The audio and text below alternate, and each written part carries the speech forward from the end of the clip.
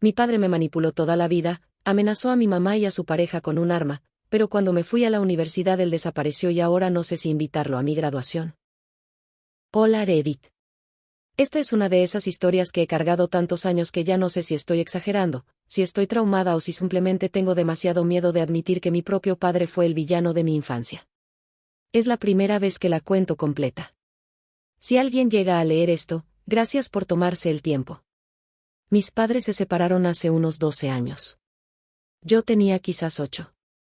Mi mamá se fue casi literalmente con lo puesto. Recuerdo las bolsas negras de basura donde metió lo poco que pudo rescatar. Recuerdo que yo quería irme con ella, le pregunté con el corazón en la garganta, mamá, ¿dónde vamos a dormir? Y ella me dijo la frase que todavía me rompe, no tengo dónde llevarte, no ahora. Mi padre tenía la casa, tenía dinero, tenía familia cerca. Mi madre no. Así que yo me quedé con él. Y ahí comenzó una etapa de mi vida que hasta hoy me cuesta nombrar. Mi padre, siempre fue negligente. Eso lo entiendo ahora, pero de niña me parecía normal. Era normal que desapareciera por horas, que yo me quedara sola hasta que anochecía y no hubiera comida. Normal que me dijera que me quedara callada cuando mi mamá llamaba. Normal que me dijera que si yo quería ver a José, el hombre con el que mi mamá empezó a salir años después, era porque no lo quería a él. Era normal que me usara como moneda, como puente, como arma. Y lo peor es que toda su familia le creía. La mayoría aún lo hace. Yo crecí escuchando que mi mamá era la mala. Que José era un aprovechado. Que yo era malagradecida por quererlos. Que mi papá era el que luchaba por mí, cuando en realidad luchaba por controlarme. Él engañó a mi mamá durante años. Ella me contó después que había sido maltratada verbal y físicamente. Yo lo presencié 2 veces, una vez cuando le tiró una silla cerca y otra cuando le apretó el brazo con tanta fuerza que ella lloró. Yo tenía 7 u 8. A esa edad, una no entiende la palabra violencia. Solo siente miedo. Después de la separación, mi padre se dedicó a lavar la imagen. Y lo hizo tan bien que hasta yo me lo creí por mucho tiempo. Pero no quiero adelantarme. El momento que marcó mi vida llegó unos años después, cuando mi mamá ya estaba en una relación con José. José.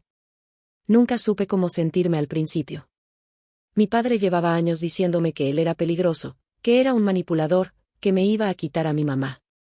Yo lo conocí con desconfianza y miedo. Pero a diferencia de mi padre, José nunca necesitó hablar mal de nadie. Me trató con respeto desde el día 1. Me hablaba como si yo fuera una persona y no una extensión de mi madre. Mi padre no soportaba eso. Un día surgió un viaje. Era la primera vez que mi mamá quería llevarme a un paseo fuera de la ciudad. Mi padre solo dio permiso con una condición. Solo tú y tu mamá. Él no. Mi mamá aceptó, porque quería verme. Pero José también iba a ir, solo que en su propio auto. La idea era que llegara más tarde para no provocar problemas. Cuando mi mamá llegó a buscarme, yo estaba nerviosa. Mi papá parecía tranquilo, pero tenía ese brillo en los ojos que me hacía sentir que algo no estaba bien. Subimos al auto y nos fuimos. Yo pensé que todo estaba bien. A mitad de camino, mi mamá me dijo, José está más adelante, nos va a esperar donde empieza la carretera. Asentí, porque no quería causar problemas. Pero algo pasó. Mi papá nos siguió. En su auto, con un amigo. Y con un arma cortopunzante. Yo tenía 11 años. José nos esperaba afuera del auto. Recuerdo que sonreía, pero esa sonrisa se borró cuando vio venir el auto de mi padre detrás de nosotros, frenando de golpe, levantando polvo. Mi papá se bajó gritando, insultando, fuera de sí. Recuerdo el cuchillo. Recuerdo cómo lo apuntó. Recuerdo cómo golpeaba la puerta del lado donde yo estaba para obligarme a bajar. Mi mamá gritaba, José trataba de calmarlo, y yo estaba congelada. Yo solo quería que nadie muriera. No sabía si mi papá podía matar a alguien, pero su mirada me decía que sí. Que si ese día algo lo empujaba un poco más, algo horrible iba a pasar. La policía llegó porque alguien llamó. No sé si fue mi mamá, un conductor o José. También llegó mi hermana mayor, que tenía más contacto con él. Pero incluso con todo eso, nadie de la familia lo condenó. Nadie dijo, esto está mal. Nadie dijo, estuviste a punto de lastimar a tu hija. Lo peor es que meses después, en un cumpleaños familiar, me caí jugando y me lastimé. Y un tío por parte de mi padre llamó a mi mamá para decirle: ¿ves? Por no estar con tu hija. Tu trabajo, tu José, por eso la niña está así. Como si todo fuera culpa de ella. Como si mi padre no fuera el que había provocado el episodio más traumático de mi vida. Con los años, mis hermanas empezaron a ver la verdad. Lentamente. Dolorosamente. Cuando mi mamá empezaba a rehacer su vida, mi papá siempre encontraba la forma de hacerla quedar como una mala madre. Y lo hacía bien, porque él sabía llorar, sabía victimizarse, sabía manipular. Mientras tanto, José. Él empezó a convertirse en algo que yo nunca tuve. Una figura paterna real. Me llevaba almuerzo cuando yo no tenía. Me preguntaba cómo estaba, cómo me sentía. Me acompañaba a mis actividades. Me escuchaba. Nunca habló mal de mi papá. Nunca me presionó a nada. Me trató con cariño, pero sin intentar reemplazar a nadie. Y aún así, mi padre seguía manipulando todo. Incluso cuando casi pierdo a mi mascota, lo que para mí fue devastador, él solo dijo: a mí esas cosas no me importan. A mí me importan tus estudios. Nunca preguntó por mis notas después. Nunca preguntó nada. Cuando llegó mi graduación de cuarto medio, tenía 3 invitaciones. Aún no decidía a quién invitar. Y sin que yo dijera una sola palabra, mi padre soltó la frase que me volvió a romper. Si José va, yo no voy. Y ahí estaba yo, otra vez, 17 años y sintiéndome como una niña temblando entre 2 adultos que me obligan a elegir. No debería estar obligada a elegir entre quien me dio la vida y quien me dio cariño. Pero así ha sido siempre. Ahora que estoy en la universidad, en otra ciudad, es mi mamá y José quienes pagan mis gastos, quienes llaman todas las semanas, quienes me visitan si estoy enferma, quienes me compraron lo que necesitaba para mi departamento. Mi padre no ha llamado ni una vez. No pregunta cómo estoy. No ofrece ayuda económica. Y sigue debiendo pensión alimenticia, pero no le importa. Y aún así pienso todos los días. ¿Soy yo la mala si no lo invito a mi futura graduación universitaria? Porque siento que jamás actuó como un padre. Que solo ha causado daño, miedo y manipulación. Y no sé si estaría mal simplemente apartarlo de un momento importante de mi vida. Algo que nunca conté en el post original, porque me dio vergüenza incluso escribirlo, es que después del episodio del cuchillo yo desarrollé un miedo irracional a los ruidos fuertes. Si alguien golpeaba una puerta, si escuchaba pasos apresurados, si alguien subía la voz, mi cuerpo reaccionaba solo. Me iba a mi pieza, cerraba la puerta y me escondía debajo de la cama. Tenía 11 años. 11. Y ya estaba viviendo como si fuera adulta tratando de anticipar el próximo estallido de un hombre que se suponía debía protegerme. Mi familia decía que mi papá solo era impulsivo. Que estaba dolido. Que le costaba verme crecer lejos. Nunca dijeron la palabra correcta. Violento. Mi hermana mayor empezó a notarlo porque ya era adolescente y podía ver lo que yo no a veces me decía bajito: no le hagas caso, es su culpa, pero ella también tenía miedo. El poder que mi padre tenía sobre nosotras era asfixiante. Y mientras tanto, José seguía siendo todo lo contrario, un hombre tranquilo, paciente, con una voz suave y una mirada que nunca me intimidó. Pero cada vez que yo decía algo positivo sobre él, mi papá se ponía tenso y me soltaba frases como: claro, porque él es perfecto, ¿no? Si lo quieres a él, no me quieres a mí. No te olvides quién te dio la vida. Esa frase en particular. Esa frase todavía la escucho como un eco dentro de mí. Pasaron los años. Cuando entré a la media, mi relación con José se volvió más cercana. Él me ayudaba con matemáticas, me compraba útiles cuando mi papá se olvidaba, me llevaba a comer helado cuando me veía triste. No porque quisiera sustituir a nadie, simplemente porque estaba ahí. Porque se preocupaba por mí. Un día, cuando yo tenía 15, él me preguntó algo que nunca olvidaré. ¿Tienes todo para tu trabajo de ciencias? Le dije que no, que mi papá había dicho que no tenía plata. José solo suspiró, me subió al auto y me compró todo: las láminas, los marcadores, los tubos, el cuaderno. Y no me dio un discurso. No me dijo que mi papá era irresponsable. Solo me dijo: no tienes que preocuparte por esto. Concéntrate en ser niña. Esa frase me quebró. Porque yo no era una niña. No en el sentido emocional. Yo llevaba años siendo el amortiguador emocional de mi padre. Cuando cumplí 16, empezó un cambio dentro de mí. Algo pequeño al principio, pero poderoso. Ya no lloraba cuando mi papá me gritaba.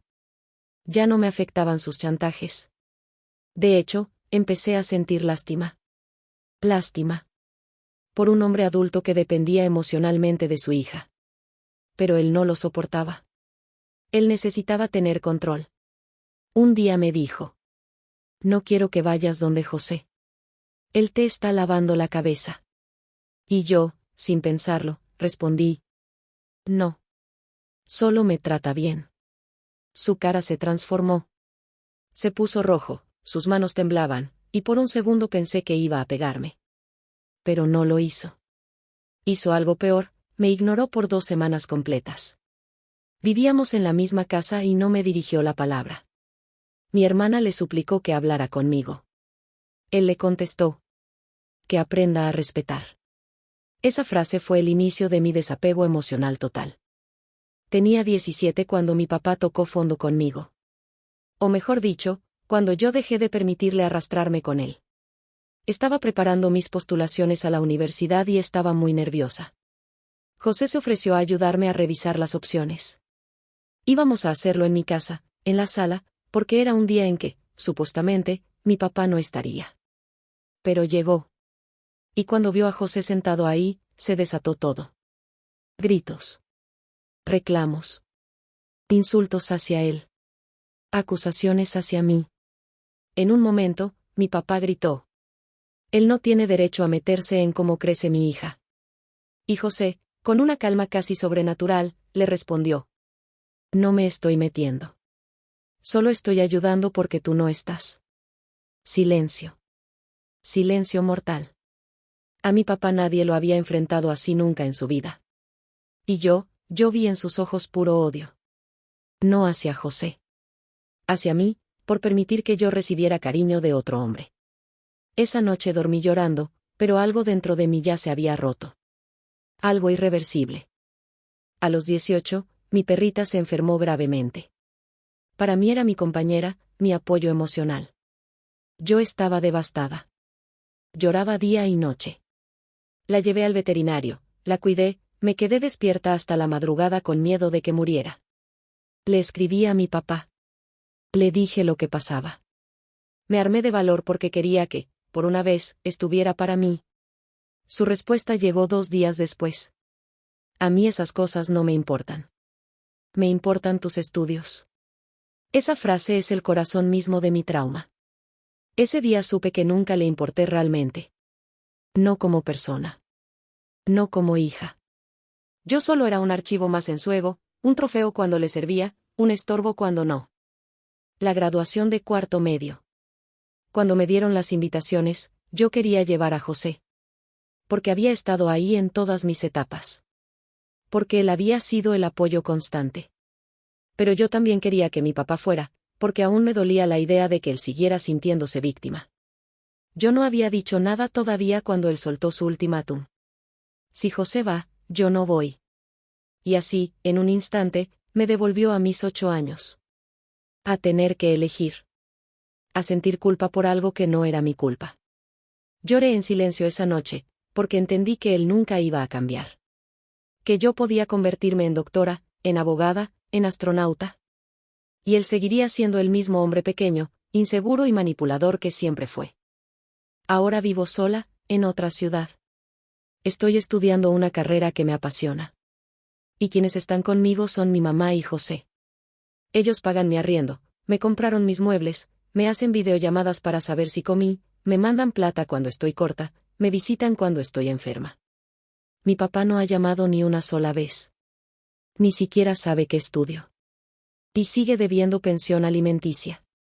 Pero aún así hay noches en las que me siento mala hija por pensar. No lo quiero invitar a mi graduación universitaria. Porque no estuvo. Porque no me cuidó. Porque me traumó. porque yo aún duermo con la sensación de que algo malo va a pasar cuando escucho un portazo. Y no sé si excluirlo es venganza, protección, o simplemente aceptar la verdad. Hay algo que nunca había dicho en voz alta.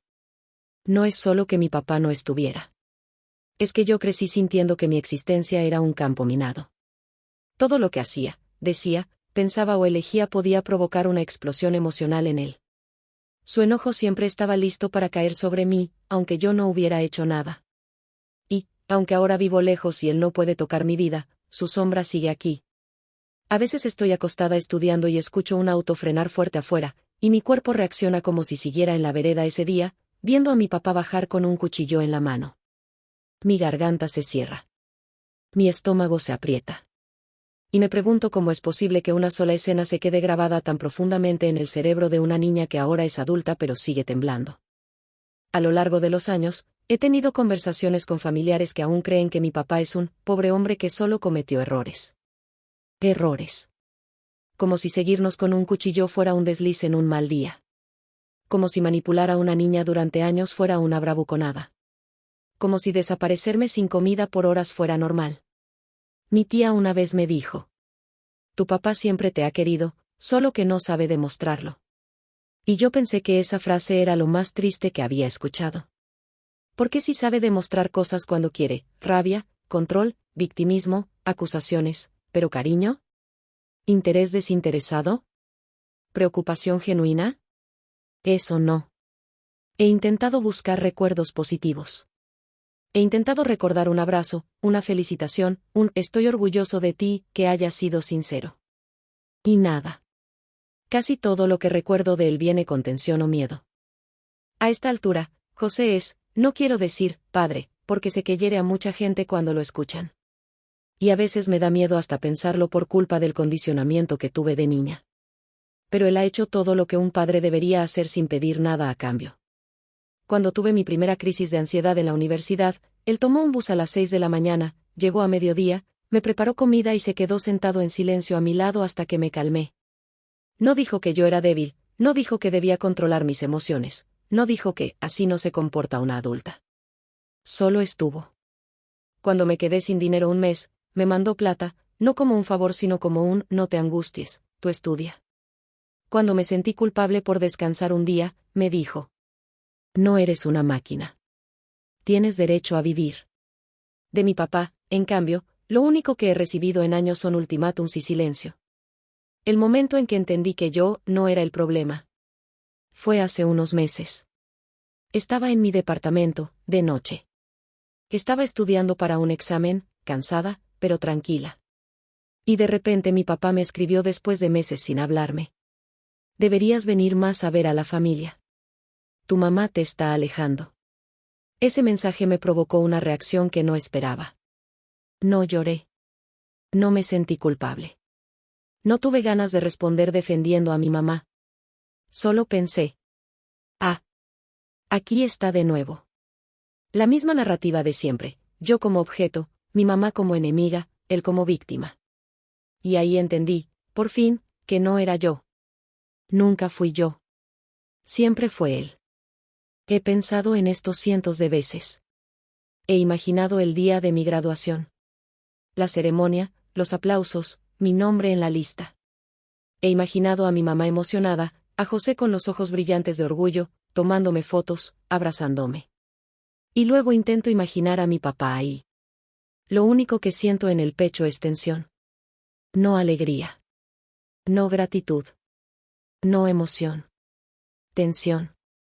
Miedo viejo, pero aún vivo. Ese día es uno de los más importantes de mi vida. Mi primer gran logro sola, construyendo mi propio camino lejos del caos. Y pensar en invitar a mi papá no me genera ni paz, ni amor, ni cierre. Solo me genera la sensación de que, de nuevo, tendría que estar cuidándolo emocionalmente.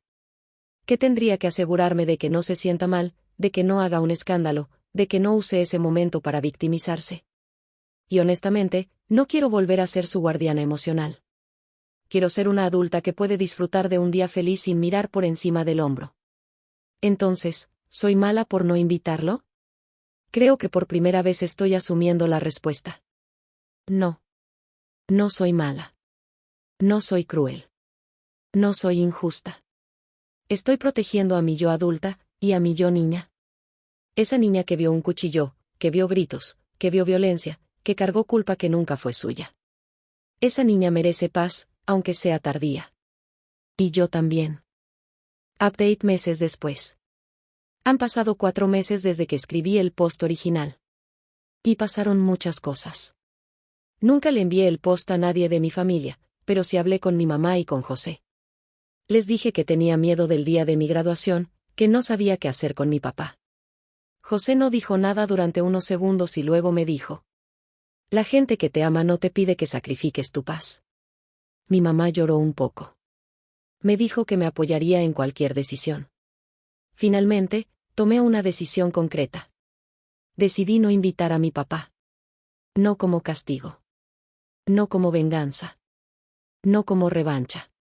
Sino porque entendí que él nunca fue parte de mi camino, solo un obstáculo doloroso que tuve que aprender a esquivar. Le envié un mensaje corto, respetuoso y claro. Para mi graduación asistirán solo las personas que han sido parte activa de mi proceso y que me han acompañado emocionalmente. Espero lo entiendas. Tardó 3 días en responder. Su mensaje fue predecible. Que yo era malagradecida. Que mi mamá me lavó el cerebro. Que José me estaba usando. Que algún día me daría cuenta. Pero por primera vez, no me dolió. No lloré. No tuve ansiedad. Solo sentí alivio. Fue como si por fin hubiera soltado una mochila que cargué toda la vida sin darme cuenta. Aún no ocurre, pero ya no tengo miedo. Sé quién quiero a mi lado. Sé quién estuvo siempre. Sé quién me cuidó cuando yo no sabía cuidarme. Cuando suba a ese escenario, cuando reciba ese diploma, quiero que mi corazón esté tranquilo. Quiero mirar a mi mamá y a José en la audiencia, y saber que construí una vida lejos del caos. Mi papá no va a estar ahí. Y por primera vez, estoy en paz con eso. Suscríbete y ponle me gusta y comenta para más videos diarios.